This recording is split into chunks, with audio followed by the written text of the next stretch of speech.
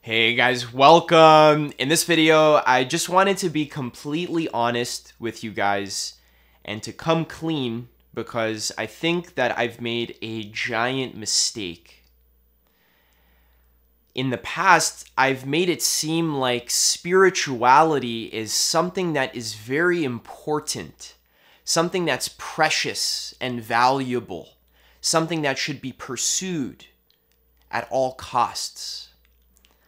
I remember when I was 16 years old and I first discovered spirituality and I realized that it was possible for a human being to attain spiritual enlightenment, union with God, union with the source of existence, and this would be like the best thing ever. You'd become free from suffering. I was like, damn, this seems very important.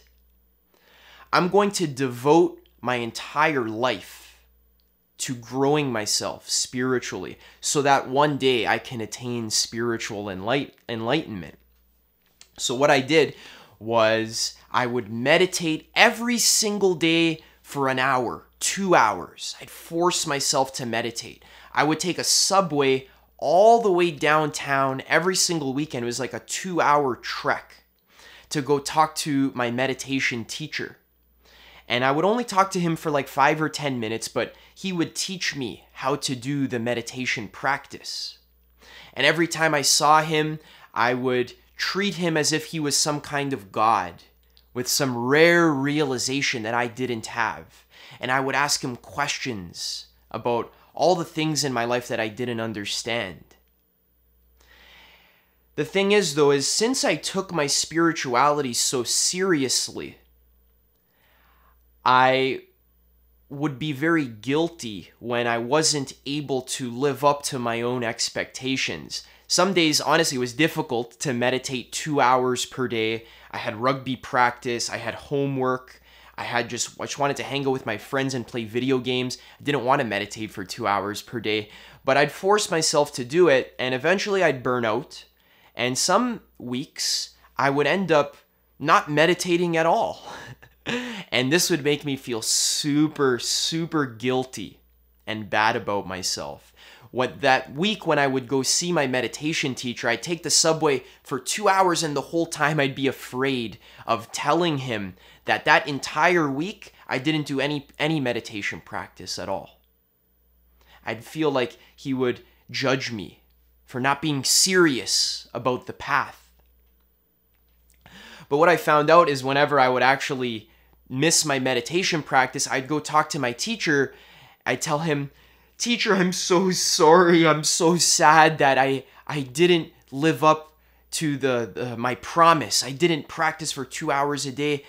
What do I do?"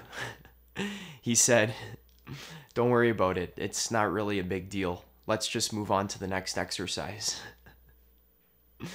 And then when I realized that, I was just like, oh, I guess it's not really a big deal if I miss my meditation practice because spirituality is not that serious. It's not that important. In fact, I've been reading this book here, Cutting Through Spiritual Materialism by Chögyam Trungpa, one of the best spiritual books I've ever read in my whole life. Chögyam Trungpa says spirituality is completely insignificant. It's totally pointless. It's totally unimportant. And this might confuse a lot of people because in the past I've talked about spirituality is important. So Adam, what are you saying here in this video? What do you mean spirituality isn't important? Should I just never meditate ever again? Should I just not focus on my spiritual growth? Should I never go on a meditation retreat? See, no, that's not what I'm saying here in this video.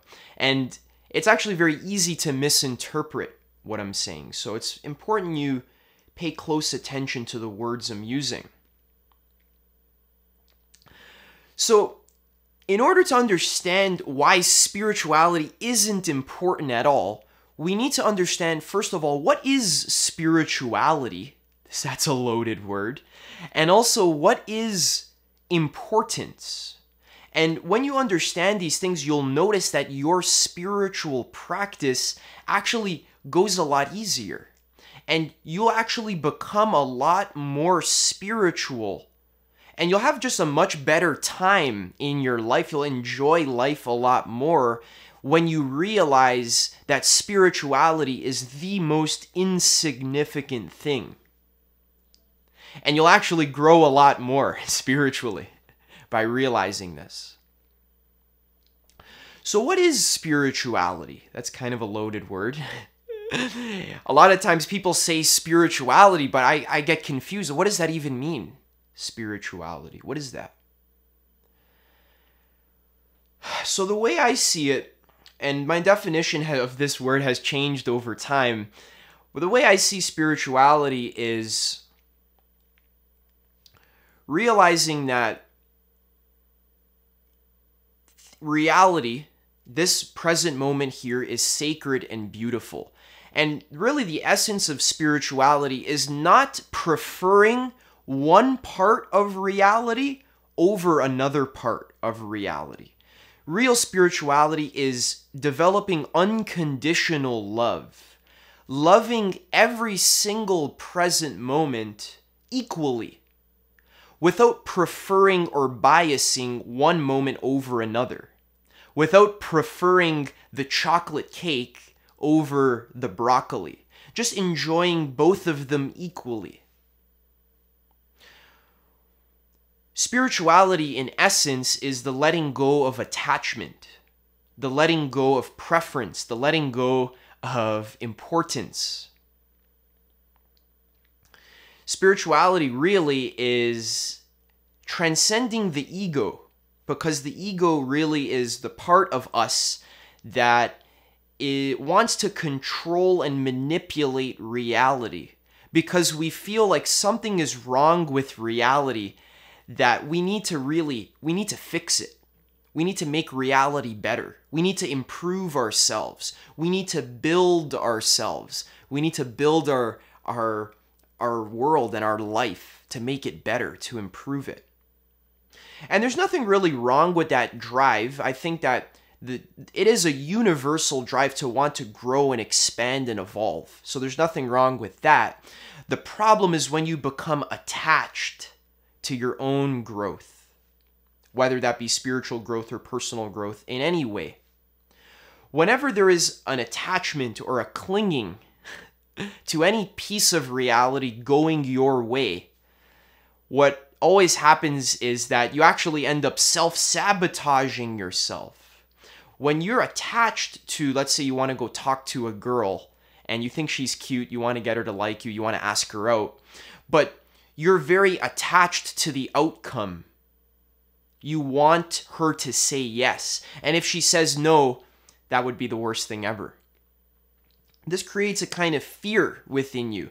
And then when you go and talk to the girl, your hands are shaking, you're nervous, your heart's pounding, you trip over your words, you don't know how to speak properly.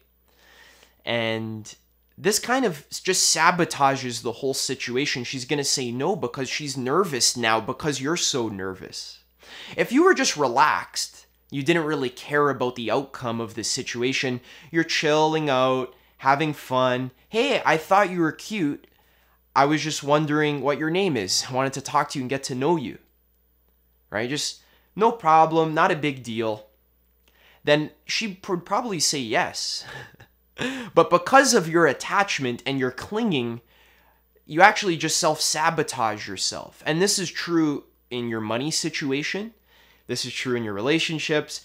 And is very true, actually it's extremely true in your spiritual growth as a person. Because spirituality itself is the letting go of importance. The letting go of preferring one part of reality over another. Stopping to put any piece of reality on a pedestal. So, if spirituality is letting go of importance, the next question is, what is importance? Where does importance come from? Why do we attach and cling to things and make them important and put them on a pedestal? Importance is basically just you wanting reality to go a certain way and not allowing it to go its natural course. Importance comes from the ego. The ego is what makes things important. From God's perspective, from the perspective of the Creator, who is not separate from you, you are the Creator, from the perspective of pure awareness that is not biased, that isn't clinging at all, from the perspective of non-clinging awareness, formless awareness, that has no specific attachment to being a certain way. That's what your awareness is. It's just pure formless awareness. When you can sit in formless awareness without getting sucked into attachment and identification with thought, then you'll realize that no part of reality is more important than any other part. Every single present moment is equally God, is equally beautiful. Every moment is equally spiritual. So when we first discover the spiritual path, it's very common, this actually happens to every single person, is we have to make a distinction. We have to separate reality into two parts. The spiritual parts of reality and the non-spiritual parts of reality. So when we begin the spiritual path, many of us will say, oh, meditation is spiritual. Lighting incense and charging up my crystals is spiritual. Connecting to my friends and dancing in the forest, that's spiritual. Going on a meditation retreat, that's spiritual. But on the other hand, arguing with another person, that's not spiritual. Going to work, at my 9-to-5 job that's so mundane and ordinary, that's not spiritual. Talking to, having sex, that's not spiritual. Some people say it is, a lot of people say it isn't. Doing my taxes, that's not spiritual. So we separate reality into two parts, spirituality on this side and ordinary life on the other side. But as we really grow and we develop ourselves more spiritually,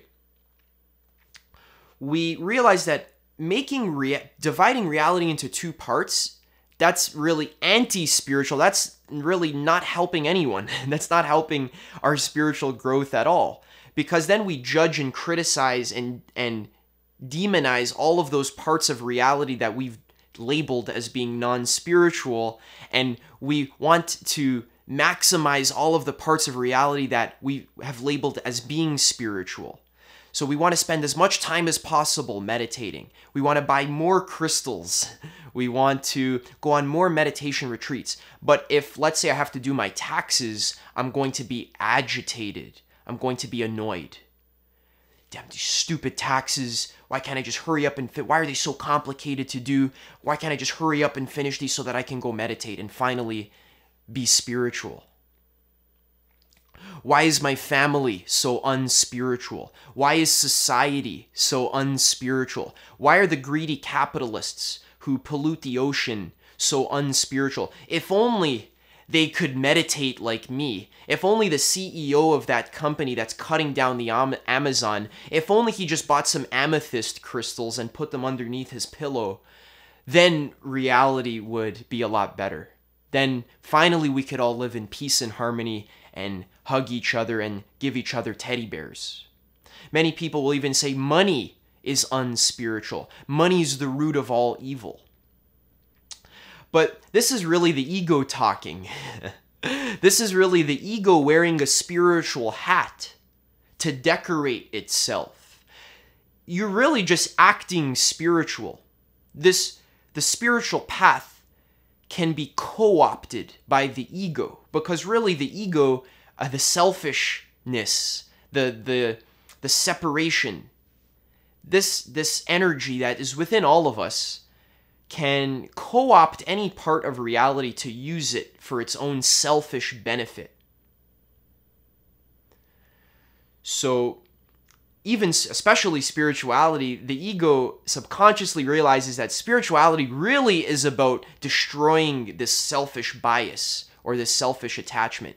And destroy is not really a good word, actually, because destroy, again, is a very egotistical word. Letting go, I think, is a better word. Spirituality is about letting go of selfish attachment. But when we first begin the spiritual path, we have all kinds of spiritual attachments. And what really solves this is letting go and realizing spirituality isn't important at all. Realizing every moment is equally spiritual. Every moment is equally amazing. Washing the dishes, right? Something that many people will say isn't very spiritual. Washing the dishes can become one of the most spiritual things. That's why the Zen monks, they say chop wood and carry water. After enlightenment, do the laundry. So really what they're trying to do is they're trying to level reality, saying there's nothing important about enlightenment. Enlightenment is just as important as washing the dishes, doing the laundry, and chopping the wood. And really that is true spirituality. Because, again, spirituality is about leveling the ego and getting rid of this tendency to cling and to attach. And the ego likes to make certain parts of reality important and valuable and precious, right? Who is it that says, my precious? Gollum in the Lord of the Rings movies, that's like the embodiment of the ego, right? The ring, right? That represents all of the evil and selfishness, the greed and the desire for power over other people. The desire for dominating other people. That's what the ring represents. And Gollum represents just that part of man that is egotistical and selfish and covetous and makes the ring so precious, makes certain parts of reality so precious that it's actually very ugly and creates a lot of issues. So one example I'll give you some examples of this importance trap. When you put anything on a pedestal, it actually traps you and actually self-sabotages and gives you the opposite result from what you want. So one thing that I remember when I was 17 years old, I bought this book called The Religion of Tomorrow by Ken Wilber. And this book is like 700 pages long. I think it's one of the most amazing spiritual books that has ever been written, and I knew that subconsciously, and I thought the book was so important, it was so amazing, so precious, and so valuable that I didn't even allow myself to read it. I would tell myself, oh, I'm not ready to read it yet. I need to develop and grow myself to the point where one day I'll be able to read that book. I'm not developed enough to read that book. One day I'll be able to read it.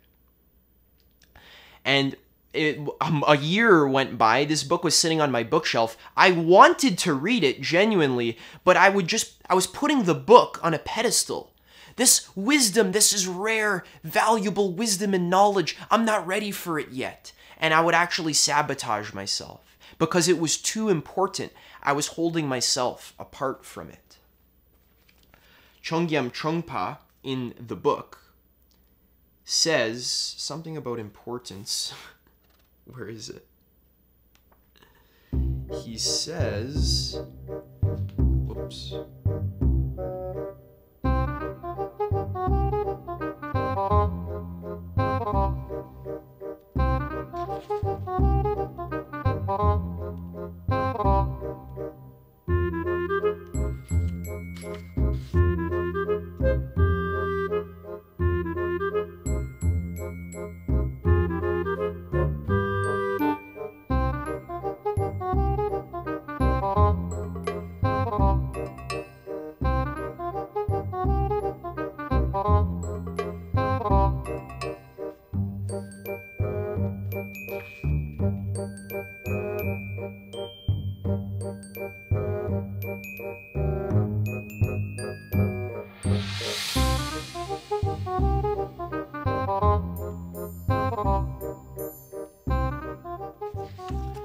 I was trying to find a quote, but I couldn't find it at all.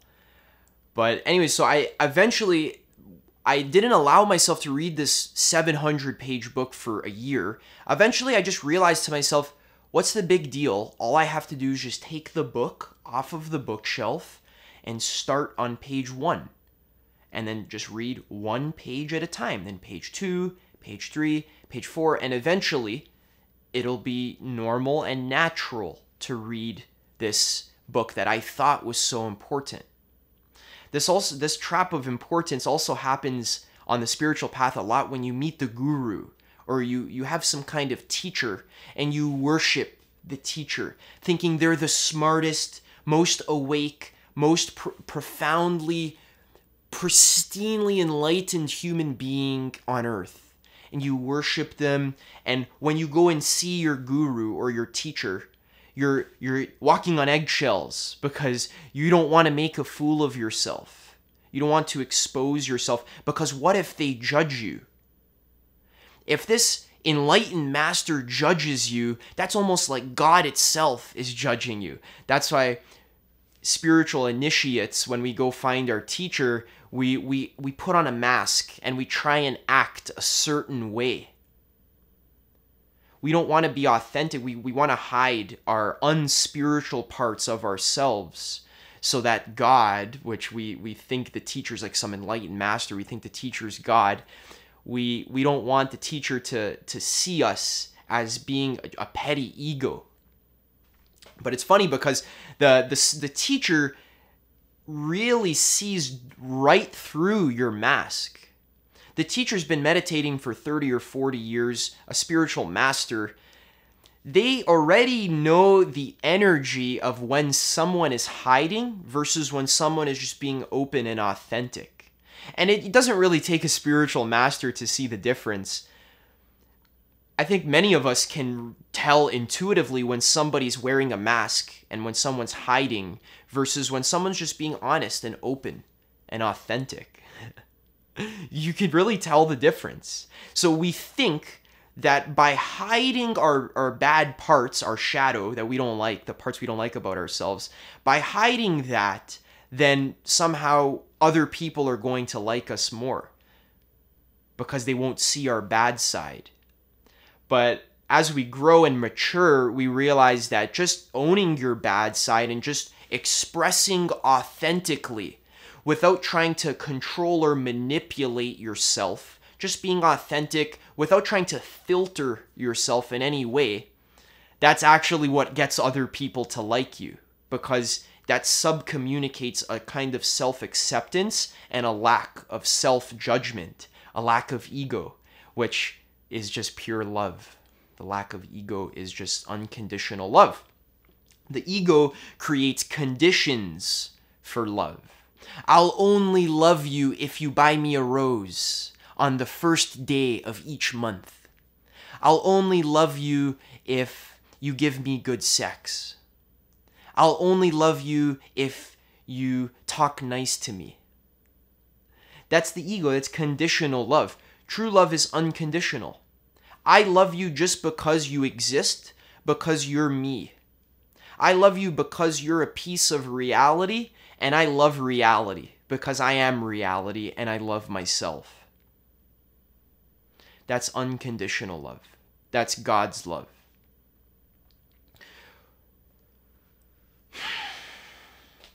Another funny example of the importance trap is when we practice meditation. I fell into this trap big time. We think meditation is the most important thing ever. So I remember when I was in Thailand doing a meditation retreat at the monastery, I would take the meditation so seriously.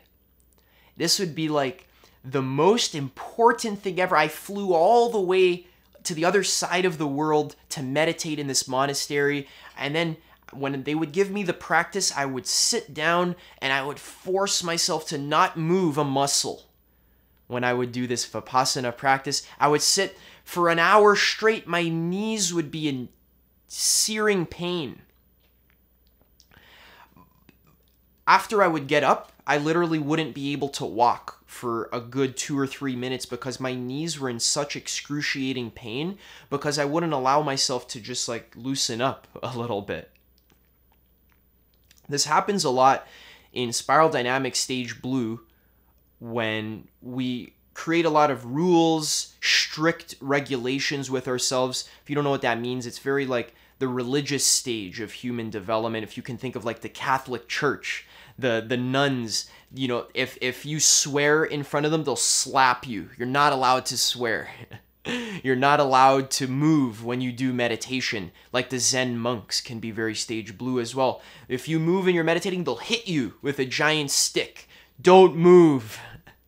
This kind of attitude, it's actually not helpful. It's not conducive to spiritual growth at all. Spirituality isn't something that's rigid or fixed. It's actually something that's flowing. So if you're meditating and your knees are in searing pain and it's unbearable, it's okay to move your fucking leg. What, you think you're not gonna be enlightened if you move your leg? Oh, I moved my leg. Now I'm not God anymore. I'm not enlightened now. My awareness is full of shit now. Like I'm not enlightened now. Because I moved my leg, now I'm not enlightened. If I was able to sit in searing pain, then I would be truly enlightened. But since I'm not strong enough to do that, I had to move my leg. I'm going to guilt myself. I'm going to feel bad. I let the Buddha down. I let my teacher down. I let myself down. I had to move my leg. That's how the mind thinks. That's how we actually think. That's how I would think to myself. And it was so bad actually that I think I caused some nerve damage for myself in my toes. For a good year or two, my fucking toes were numb. My big toe was literally numb because I sat in such excruciating pain for so long that actually created some trauma for myself for sitting in meditation. It took me a good year or two. I had to find a proper teacher that wasn't just forcing me to sit in one position, but was actually more fluid and open. She taught me how to like relax my body and not force myself to sit through pain if it was unbearable. And that was a big issue for me. So think about like when you meditate, it's not the most important thing ever. Don't be so serious about it. So how do we reduce importance in our lives? I want to give you some tips for reducing importance. So the first and the most important way to reduce importance for spirituality especially, but for really any area of your life, is just having a sense of humor and not taking things seriously. I have a whole video about this called How to Stop Being So Serious and Uptight All the Time. It's a very popular video. Seriousness is another word for ego. And that doesn't mean that you can't be serious when you go to a business meeting, or you can't be serious about your specific sport. Maybe you like soccer, you want to practice seriously. Nothing wrong with that. Maybe you really like playing the guitar, you want to practice seriously. That's okay. But when we're serious, really what that creates is attachment, right? So you can still practice the guitar and not be so serious about it, like the Joker. Why so serious? Right? The Joker is a very interesting character in The Dark Knight because really what he wanted to do, the Joker's main purpose is to expose other people's attachment to the law, their attachment to thinking they're the good guy or the bad guy. But the Joker said, if we just get rid of all these rules and all these rigidities, the people who think they're so good, like the police officers, they'll be exposed. We'll see who they really are. So this is it's kind of sick and twisted, but it's kind of cool where the Joker just when you are playful about life, you don't take things so seriously, and there's really no need to be attached. All right. So Another great way to reduce importance is not privileging one piece of reality over another. So just kind of watch yourself whenever you're attaching to one piece of reality, you want this specific thing to happen and it's super important. Just watch for that and just kind of let that go, basically.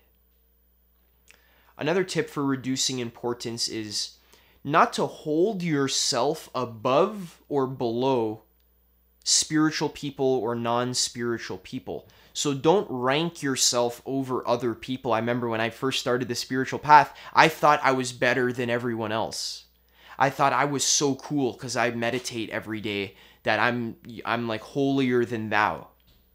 I was better than the other kids at my school or better than my parents, smarter, wiser, more profound, have more profound wisdom than they do. And that's really the opposite of spirituality. If you're truly spiritual, you can talk to the most simple and basic person, maybe like a taxi driver or just, the most like a common person, a lay person who's never meditated before in their whole life. If you're truly spiritual, you can talk to that person and just have an awesome conversation and make them feel so good about themselves by genuinely listening to them and being interested in what they have to say. What I used to do, I used to think, oh, you're not as awake as me. You don't know anything. Look how asleep you are working at this restaurant, serving noodles to people all day. I didn't say that to them, but that was kind of the energy I had to that I would say to myself. But as I developed more, I realized the person serving me noodles is God as well. And why not just treat them with love and compassion? They don't have to be some enlightened sage. Someone has to serve the noodles. I don't want to do it. So thank you for serving me these noodles. I appreciate it. Right? So don't hold yourself above or below other spiritual people. Also, see spirituality as something natural. Something that isn't really hard or difficult, but it's just natural. Yeah, I meditate every day when I want to. It's not really a big deal. See, I actually have a journal here from when I was 16 years old. I actually found one of my journals, and this is like really interesting to look at. I wrote to myself, my motivation seems to be constantly fluctuating up and down, causing me lots of stress. I feel that if I keep meditating until the end of the month, I'll have lots of growth. I'm going on a retreat. It's very important that I meditate before I go on the retreat so that I'm accustomed, so that I have a good retreat. I wrote over here that I missed my meditation yesterday. I feel so unmotivated and guilty. I think I have a motivation problem. Leo, one of my teachers, said that a good way to fix this problem is to find your life purpose. So I really need to solve this yo-yo problem. I'll never be happy. The yo-yo problem is the number one cause in my life for unhappiness, and it is what I'm most afraid of. Therefore, solving the yo-yo problem will make me more diligent with my personal development, and it will get me closer to my vision that I've yet to solidify in my mind's eye. So, yeah, and then I even say I'm going to sit and do nothing for 2 hours straight so that I can purify myself of all of these addictions that I have. I was addicted to playing video games and watching porn and smoking weed. I told myself I'd sit at the park and do nothing for 2 hours straight. And I literally did like a ... here and then, okay, so I just did nothing at the park for 2 hours straight. And I had a 5-minute interruption, and I learned like all these, I feel so many cravings. What's wrong with me? That's kind of how I used to think when I was 16. I was so strict on myself with my spirituality. It was so important. I was so attached to spiritual growth. But now I realize that it's really not a big deal. It's really natural. If I want to meditate, I meditate. and it's not a huge, something natural, something effortless. I like meditating. You just sit there. Sometimes you're distracted, sometimes you're not, and that's it. It's very grounding. It's very important. It gives me 30 minutes, 45 minutes of peace. So it's really not a huge deal. It's like if someone that goes to the gym all the time, going to the gym is just another part of their routine. It's not a huge deal. Yeah, I'm going to go to the gym. But if you're overweight and you hate being overweight so much and you would love more than anything to be skinny, for you, going to the gym is so important. You force yourself to go every single day. You work out for 2 hours and then you get burned out and then you quit and you tell yourself you hate the gym and you never go again. Because of this importance to being skinny, you actually overdo it and you self-sabotage yourself. Same happens with your meditation, your spiritual growth. So that's all I had to say here, guys. This is why spirituality really isn't important at all. It's important to recognize that you are already awake. And spirituality isn't like some destination that you get to. Like, oh, one day I'll be spiritually enlightened, and that will be the most amazing day of my whole life. Realize that awakening is a gradual process. This moment here is the enlightenment. It's right here. You're enlightened. Congratulations. You're enlightened now. I'm going to give you the stamp of enlightenment. Here it is. Ready? Stamp. Okay, you're enlightened now. Congrats. Good job. You made it. Now, does this mean you never have to practice ever again? No. The Zen monks, they keep meditating even after they get enlightened. Even after they're certified as being an enlightened monk, they still have to practice. Because practice never ends. There's no end goal in the spiritual journey. The spiritual journey is just life itself. It's a process. It's always happening. It never ends. You're never going to get to a point in your life where you're like, I never have to meditate ever again. Really what happens is just meditation just becomes so natural that your whole life becomes a meditation. Your whole life is the spiritual path. So you still have to practice.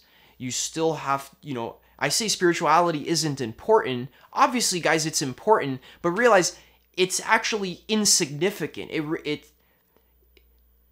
It's not important in the sense that the point of spirituality is to get rid of importance. That's the point of it. So realize spirituality is the most insignificant thing ever. And Chongyam Trungpa says, you might even say that spirituality is so unimportant that that's what makes it important. But then he says, nope, that's a trap. See, you've fallen into deception again. There's nothing important about it at all. Leave it there. All right, guys. If you want to increase your awareness and your mindfulness, you can check out, I made a free guided Vipassana class where you can just click the first link in the description and I teach you how to do Vipassana meditation, which is one of the most powerful meditation practices that exists. It's so important. Change your entire life. So click there and you can learn how to raise your awareness. Honestly, guys, it's completely insignificant. It's totally pointless. In fact, you don't even have to click that link. Also, it'll sign you up to my email list where I'll send you some newsletters every week or so. I send out a newsletter where I just write some stories, what's going on in my life, and some deep spiritual lessons that help guide you on the path. And also stay tuned because I'm about to launch my coaching program where if you wanted to work with me closely, one-on-one, I'm going to be releasing a program where I'll actually help you connect deeply to your soul, your spiritual, connect deeply to your heart, discover your life purpose, and also let go of anything that's holding you back, emotional blocks, and create the right habits and put the right systems into place where you can actually live as the best version of yourself, share your life purpose with the world, connect it deeply to your heart, and even make some money off of it. All right, so stay tuned for that. And I'll see you in the next video.